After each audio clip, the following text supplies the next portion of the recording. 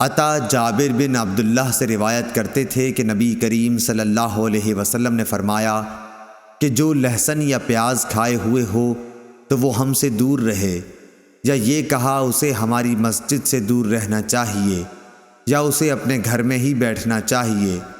نبی کریم صلی اللہ علیہ وسلم کی خدمت میں ایک ہانڈی لائی گئی جس میں کئی قسم کی ہری ترکاریاں تھیں، پیاز یا گندنا بھی۔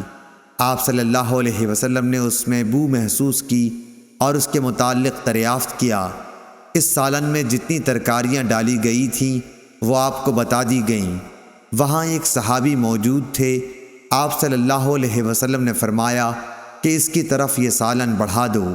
آپ صلی اللہ علیہ وسلم نے اسے کھانا پسند نہیں فرمایا اور فرمایا کہ تم لوگ کھا لو، میری جن سے سرگوشی رہتی ہے تمہاری نہیں رہتی۔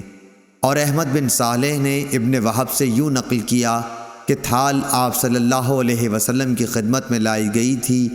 ابن وہب نے کہا کہ طبق جس میں ہری ترکاریاں تھیں، اور لیث اور ابو صفوان نے یونس سے روایت میں ہانڈی کا قصہ نہیں بیان کیا ہے۔ امام بخاری رحمۃ اللہ علیہ نے یا سعید یا ابن وہب نے کہا، میں نہیں کہہ سکتا کہ یہ خود ظاہری کا قول ہے یا حدیث میں داخل ہے۔